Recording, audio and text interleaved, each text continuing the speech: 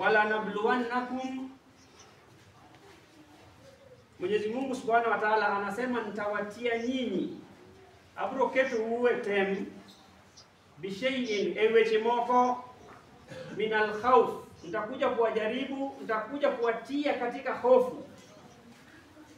Kifo ya kiongozi, kifo ya jamaa zetu, kifo ya mtu yoyote ambaye wa karibu wetu, marafiki yetu, yote ni katika majaribio ya Mwenyezi Mungu Subhanahu wa Ta'ala. Mwenyezi Mungu Subhanahu wa Ta'ala anasema atatutia katika majaribio ya kwanza. Miongoni mwa hizo majaribio ya kwanza itakuwa ni hofu, ambaye ni uoga. Mwenyezi Mungu Subhanahu wa Ta'ala ametujaribu na uoga mara nyingi. Tunakuwa na uoga, unaweza ukashtuliwa, kitu inaweza kukushtua. Kuna wakati ambaye dunia ilikuwa inapitia hali ya uoga, wakati dunia ilikumbwa na janga la corona. Ilikuwa watu walikuwa na uoga hata kusalimiana mkono kwa mkono. Watu walikuwa na uoga tofauti, kwamba yule ambaye nilikutana naye, yule ambaye nilisalimiana naye, au pengine tayari ameathirika, huenda na mimi pia ameniathiri. Watu walikuwa wanakimbia kwenda kujipima kwa sababu ya kutoa ile uoga na hofu ambayo walikuwa nayo. Mwenyezi Mungu Subhanahu wa Ta'ala atatujaribu na hofu wakati wa vita, wakati ambaye amani imetoka katika nchi. Waljui, na Mwenyezi Mungu atakuja kutujaribu na njaa. Kuna wakati ambaye dunia inakuwa na ukame, hakuna mvua, mazao kwenye shamba zinakufa, mimea, wanyama. Sasa kunakuwa na njaa katika nchi. Hii ni majaribio ambayo Mwenyezi Mungu Subhanahu wa Ta'ala anasema atakuja kuwajaribu, atakuja kutujaribu nayo. Wanaksi minal amwal, na upungufu wa mali. Maasama ngato fodo matate marufu nyasaye mamiye maokentiji. Hii ni majaribio ambayo Mwenyezi Mungu Subhanahu wa Ta'ala anamjaribu katika kupungukiwa kwa mali. Mwenyezi Mungu anataka kuona reaction yake, ataipokea mambo kama hii vipi. Yule ambaye alikuwa juu mara amerudi chini. Mwenyezi Mungu anasema hii ni majaribio. Wanaksi minal amwal, na upungufu wa mali. Wal anfusi, na katika nafsi ambaye ni mauti.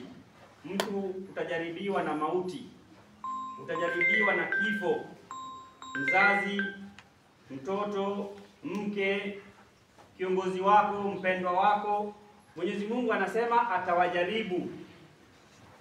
Wabashiri sabirin wa thamarati, na matunda pia vile Mwenyezi Mungu anasema atawajaribu na upungufu wa matunda. Kuna wakati ambaye matunda ziko tele, kuna wakati ambaye mimea matunda zilikuwa tele humu, lakini leo pengine hizi matunda zimepotea. Hii ni majaribio ya Allah Tabaraka wa Taala. Lakini mwisho wa bashiri sabirin, wape bishara njema wenye kuwa na subra.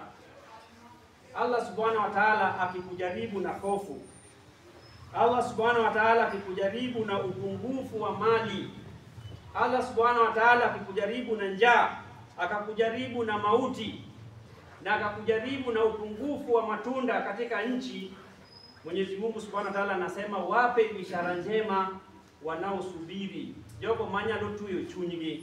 Subra ni mtu kujizuia kufanya jambo ambaye haifai. Subra ni mtu kujizuia kutotamka yale ambaye haifai. Isiwe kwamba pengine mambo imetokea, mtu akaanza kuongea, mtu akaanza kusema, mtu akaanza kulaumu, mtu akaanza kushtumu, mtu akaanza kunyosha kidole, basi huyu anatoka nje ya wale ambaye Mwenyezi Mungu Subhanahu wa Ta'ala anasema wapewe bishara njema ambaye ni wenye kusubiri. Ukianza kuuliza kwa nini imekuwa, mbona imekuwa, hii ilikuwa ifai kuwe, hii itakuwa tunapingana na kadari ya Allah Tabaraka wa Taala, kwamba huyu mbona miaka yote hajawahi kitu kama hii hajawahi kumtendekea, mbona imtendekee leo? Kwani ni nani alikuwa na nguvu kumshinda na mfanyie hivi? Mwenyezi Mungu Subhanahu wa Ta'ala, ndugu zangu Waislamu, ametukadiria maisha yetu.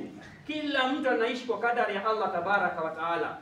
mimi, wewe na mwingine, sote tunaishi katika kadari ya Allah tabaraka wa taala.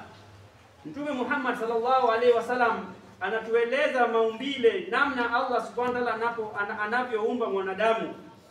Anasema inna ahadakum yujma'u khalquhu fi batni ummihi 40 yawman. Anasema hakika mmoja wenu maumbile yake, kuumbwa kwake inakusanywa ndani ya tumbo ya mama yake siku 40. Siku 40 ya kwanza inakusanywa kuumbwa kwake ndani ya tumbo ya mama yake. Thumma yakunu alaqatan mithla dhalika. Baada ya siku 40 nyingine, ile mkusanyiko ya kuumbwa kwake inageuzwa inakuwa ni upande wa damu. Olokoreremo. Hiyo ndio mwanzo wa mwanadamu, anakuwa upande wa damu. Thumma yakunu mudghatan mithla dhalika. Kisha baada ya siku 40 nyingine, ile pande ya damu inageuzwa inakuwa ni pande ya nyama. Hiyo ndio mwanzo yangu mimi na wewe mwanadamu, na mwanadamu yoyote. Ni damu, kisha inakuwa ni nyama. Kisha baada ya miezi minne ambayo ni siku 120, thumma yab'athu Allahu malakan. Kisha Mwenyezi Mungu anatuma malaika ndani ya tumbo ya mama. Anakuja kupewa uhai sasa. Anakuja kuvalishwa mfupa. Koribi kudhne chuny mondo bed ochak bedo dhano, ochak bedo mangima. Ndio pale sasa mtoto anaanza kurusharusha. Anaanza kurusharusha ndani ya tumbo ya mama, amekuwa hai, ashakuwa sasa ni binadamu. Katika hiyo miezi minne Mwenyezi Mungu Subhanahu wa Ta'ala anatuma malaika ndani ya tumbo ya mama. Fayu'maru bi arba'i kalimat. Analazimishwa huyu malaika kumwandikia huyu kiumbe ambaye anaumbwa sahihi mambo manne. Kila mtu aliandikiwa. Mimi nimeandikiwa, wewe umeandikiwa, mwingine ameandikiwa, na yule ambaye atazaliwa ameandikiwa mambo manne. Wayukalu lahu uktub. Mwenyezi Mungu Subhanahu wa Ta'ala ataambia wale malaika, andika amalihi, andika vitendo vyake. Ndikitimbe gemo bro time penyu.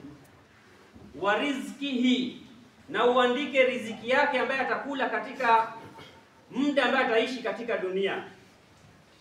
Ambaye riziki ambaye tunakula leo, Allah tabaraka wa taala alishaandika tukiwa ndani ya tumbo ya mama. Maji utakunywa lita ngapi? Mchele utakula tani ngapi ya mchele? Ugali utakula tani ngapi ya ugali? Ugali ambaye umekula kwako, umekula kwa jirani, umekula hotelini, umekula matangani, harusini, ugali zote ambaye utakula, Allah tabaraka wa taala ishaandikwa utakula ugali tani ngapi. Pini promode pinga na kachingi to. Ishaandikwa utakunywa maji kiasi gani. Na pesa ambayo utashika ambayo ni yako, hata kama inaingia na unatumia inaingia, lakini Allah tabaraka ashaandika riziki yako kabla hata wewe hujazaliwa, kabla sijazaliwa. Wa ajalihi, na kifo yake. Huyu mwanadamu ambaye anaumbwa ndani ya tumbo, Mwenyezi Mungu ashaandika mpaka kifo yake na chenye tamuua, tarehe ambaye atakufa, saa na dakika, mwezi na wiki, ishaandikwa yote. Ndio maana mtu kama siku yako bado, hata nini tendeki, katango matimbro kibito. To samo kito, to gimoro timore, oknyisni wewe ni mtu ambaye huwezi ukakufa, huwezi ukauliwa, wewe ni mtu ambaye inafaa uishi milele. Hapana. Juzi katika miezi 3 iliyopita, kuna ndege ambayo ilikuwa inatoka India, airport ya Ahmedabad, ilikuwa ikienda London. Na hii ndege ilikuwa na watu takriban 256 ama 260. Hii ndege ilipokuwa inatoka, ilienda kajigonga kwa hostel, na mmoja katika abiria ambaye alikuwa amekaa kando aliweza kuruka, yeye peke yake ndiye alisurvive. Lakini jitema na ndege cha watu wote walikufa, wengine hata walikufa yani walichomeka hawawezi wakatambulika, lakini mtu mmoja peke yake ndiye alifanya nini? Aliweza kunusurika. Hii ni kazi ya Allah tabaraka wa taala. Ikiwa siku bado, ndugu yangu Muislamu, kata goma na ngato kibunde, kata tem ngato mondo yo onegi giyore mage oko bito nikech ndalo ne mapokote nade ndalo ne poko chopo, lakini ndalo ne ko chopo kata no bed ni no survive bunde ama no survive sum ama no survive pala, lakini ndalo ne ko chopo kata suna peke yake inatosha kumuua, umbu peke yake inatosha kumuua, malaria tu na anakata. Lakini mtu ambaye anauliwa na malaria, pengine hapo nyuma aliwahi kupigwa risasi na kukufa, hakufariki. Katika nchi ya Tanzania kuna Tundu Lissu. Mwaka 2017 hapo 17 kingangana na Magufuli alipigwa risasi 17. Risasi ya pargaberio mano chuade. Lakini ako hai mpaka leo. Serikali ya Tanzania leo imemweka ndani kwa sababu ni kiongozi wa upinzani huko. Risasi 17. Risasi 17, mwenye anapiga mtu risasi 17 ni mwenye anataka kuhakikisha kwamba huyu nimemmaliza. Ndio maana anapiga akirudia. Lakini kwa sababu siku yake bado, Tundu Lissu yuko hai mpaka leo. Na imaanishi kwamba yeye hatakufa, wala yeye ni mtu ambaye anafaa kuishi milele. Allah tabaraka wa taala ametuleta katika hii dunia kwa muda fupi. Sisi katika hii dunia ni wapita njia. Kun fi dunya ka'annaka gharib au abiri sabil. Hata kama Mwenyezi Mungu Subhanahu wa Ta'ala atamruzuku mja wake kuishi miaka 100, hata kama Allah atampa mja wake miaka 150 katika hii dunia, aishi katika hii dunia, lakini mwisho wa mwisho ni kwamba kullu nafsin dhaikatul maut. Nafsi yoyote, chochote ambaye kina nafsi, hata mamiti ambaye zilikuwa kubwa ambaye tulikuwa tunazijua ziko na nafsi, zingine zilishakufa. Nafsi yoyote. Kwa sababu gani? Kwa sababu kifo Mwenyezi Mungu Subhanahu wa Ta'ala ameiweka ni jambo la wajibu, ni kitu ya lazima. Kuishi ndio wanasema ni bahati, lakini kufa ni lazima.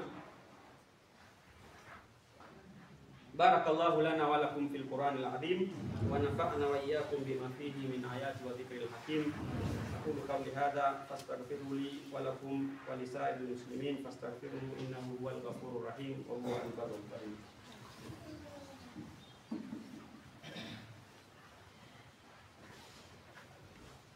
Alhamdulillahi alladhi hadana lihadha wama kunna linahtadiya laula an hadana Allah, wassalatu wassalam ala rasulillahi sallallahu alayhi wasallam.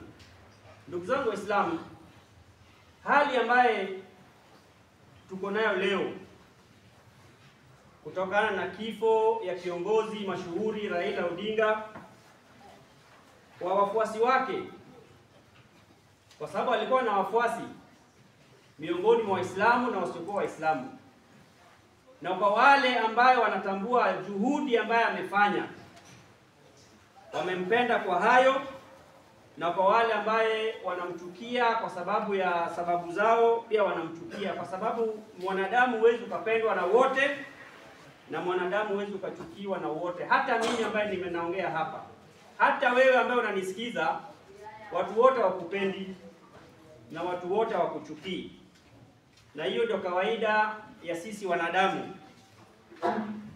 Kifo chake kimeleta mshangao, watu wanashtuka, sijui itakuwaje, mbele itakuwaje. Sisi Waislamu, Mtume Muhammad sallallahu alaihi wasallam alikuwa ni kiongozi wa Waislamu. Alikuwa akipokea wahi kutoka kwa Mwenyezi Mungu Subhanahu wa Ta'ala. alikuwa akipatia Waislamu njia ya kufata, na mambo magumu ilikuwa ikirudishwa kwake. Na Mtume Muhammad sallallahu alaihi wasallam alikuwa anajulishwa mpaka baadhi ya ghaib, mambo ambayo haionekani, mambo ambayo yamefichikana, kwa sababu ya utume ambaye Allah subhanahu wa ta'ala alimkirimu nayo. Huyu Muhammad sallallahu alaihi wasallam alipofariki, Waislamu walikuwa na mshtuko. Waislamu walijigawanya.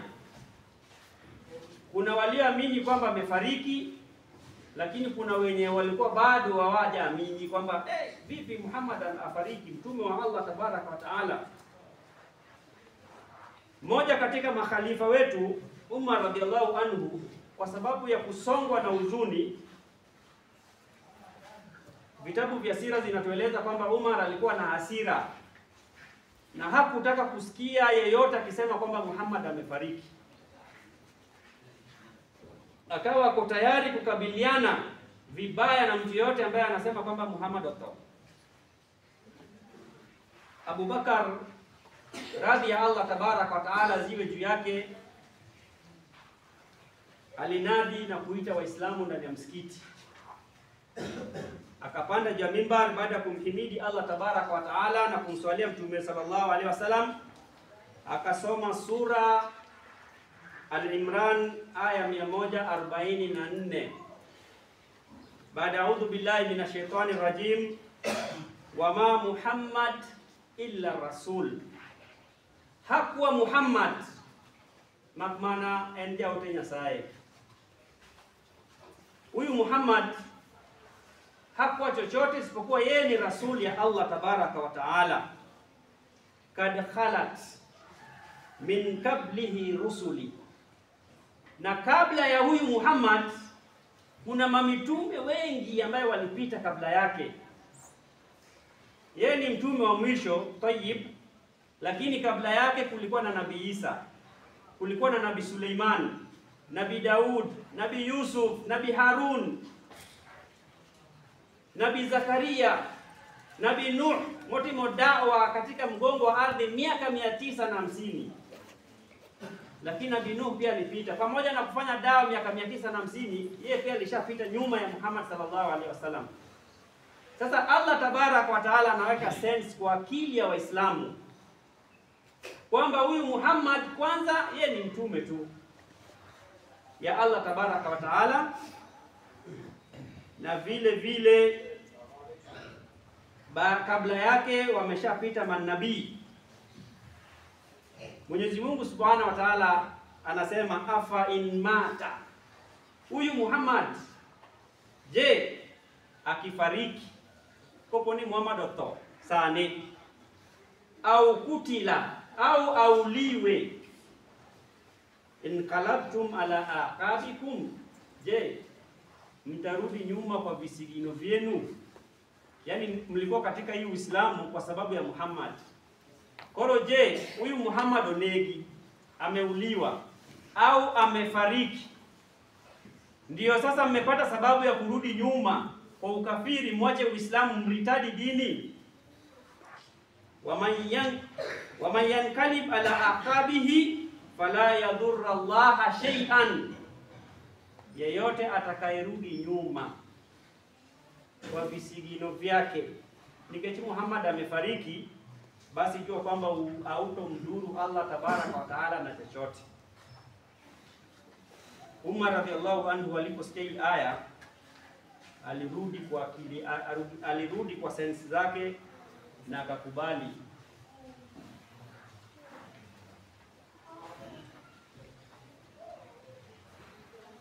Mwenyezi Mungu Subhanahu wa Ta'ala anazungumzia wale ambaye amewajaribu katika hofu, amewajaribu katika njaa, amewajaribu katika upungufu wa mali, amewajaribu katika kifo, amewajaribu katika upungufu wa matunda. Wabashiri sabirina, as-sabirin ni kina nani? Alladhina idha asabatuhum musibatu qalu inna lillahi wa inna ilayhi raji'un. Ili uingie katika fungu ya hii aya, kwamba bishara njema inakuhusu wewe, basi uwe tayari kwamba unapopatwa na msiba wa aina yoyote, msiba wa hofu, msiba sio kifo peke yake, msiba wa hofu, wa njaa, upungufu wa mali, Mwenyezi Mungu Subhanahu wa Ta'ala anasema alladhina idha asabatuhum musibatu, wale ambao wakipatwa na msiba, kalu, chenye wanasema inatoka kwenye kinywa chao, inna lillahi, hakika ya sisi ni wa Allah, wa inna, na kwake yeye Mwenyezi Mungu, ilayhi rajiun, ndio tutarudi. Watu wote, uwe Muislamu uwe sio Muislamu, kurudi kwa Allah tabaraka wa taala. Onginga mada kabuko kuri kibuti zai. Awe ni Muislamu umefariki leo, sio Muislamu umefariki, wewe Muislamu umeruhusiwa kusema inna lillahi wa inna ilayhi rajiun, kwa sababu hii sio dua. Hii ni ku acknowledge, kukubali kwamba sote ni wa Allah na kwake Allah ndio tutarudi. Ulaika alayhimus salawatu min rabbihim wa rahma wa ulaika humul muhtadun. Hawa watu ndio watu ambaye Mwenyezi Mungu Subhanahu wa Ta'ala anawateremshia baraka na rehema kutoka kwake, na hao watu ndio watu ambao wameongokewa, hao ndio watu ambao wako katika njia sawa. Wakati more anaanza kuongea vibaya, anaanza kukatakata manguo, anaanza kushtumu watu kwamba ngani okotoke ende minwani okoto, minwani onegi, huyu mamangu hajafariki, huyu mamangu ameuliwa, huyu kijanangu ameuliwa. Ndugu yangu Muislamu, hakuna mwenye anaua, ni Allah tabaraka wa taala ndiye anakufisha. Nabii Ibrahim alayhi salam anasema inna salati wa nusuki wa mahyaya wa mamati. Hivyo inatoka kwa Allah tabaraka wa taala. Mwanadamu hawezi akaua mwanadamu hata kama amempiga risasi. Imekuwa ni sababu ya kifo yake ni hiyo risasi, kwa sababu ilishaandikwa kwamba chenye tamuua ni hiyo risasi, ni hiyo kisu. Wangapi wamepigwa risasi na wafariki? Wangapi wamedungwa mavisu na wafariki? Chochote kinatendeka kwa kadari ya Allah tabaraka wa taala. Kuna yule ambaye ameandikiwa kwamba nyumba itamwangukia, kuna yule ambaye maradhi ndio itamaliza, kuna yule ambaye atakufa ndani ya maji. Tunamuomba Mwenyezi Mungu Subhanahu wa Ta'ala tupe mwisho mwema. Mtume Muhammad sallallahu alaihi wasallam siku moja alipata mwanamke ambaye alikuwa anaomboleza kifo ya kijana chake, na huyu mwanamke alikuwa akijirusharusha, akisema yale ambayo tunasemanga kawaida, yale ambayo tumezoea kusema. Akamwambia yule mwanamke kuwa na subra. Yule mwanamke alimgeukia akamwambia, unaniambia subra? Subra gani? Uchungu mangodo ino kingeyo. Wewe haujafiliwa na kijana chako. Mimi ndio niko na uchungu. Mimi ndio najua uchungu ambao niko nayo. Subra gani unaniambia? Muislamu alienda bila kubishana na yeye. Baada ule mwanamke akajulishwa kwamba we dingenga mani hii wewe godocha. Unajua yule ambaye ulikuwa ukiongea naye, ati yule ni Muhammad sallallahu alaihi wasallam. Ule mwanamke akakimbia kwenda kwa Mtume sallallahu alaihi wasallam kwenda kujieleza. Mtume Muhammad sallallahu alaihi wasallam akamwambia as-sabru inda sadamatil ula, kwamba subra inaanza mwanzo wa msiba. Okni sewa chomangenyi se kidhuri, ushajirusha, ukaanguka, ukasimama, alafu ndio baadaye umemjua hii kadari ya Allah. Tumekubali. Ende kaka. Hii ndio njia yetu. Baada ya kuongea mingi, subra inaanza pale mwanzo wa msiba. Umepata habari kwamba fulani, jamaa yako, mke wako, jamaa yako, mzazi, hii imetendeka. Ya kwanza ni unaanza kwamba inna lillahi wa inna ilaihi rajiun. Subra inaanza inna sabru inda sadamatil ula. Namuomba Mwenyezi Mungu Subhanahu wa Ta'ala atujalie mwisho mwema. Muomba Allah tabaraka wa taala tujalie tuwe kusikia mema na kupata. Qala Allah tabaraka wa taala mubtilan wa hadira, inna Allaha wa malaika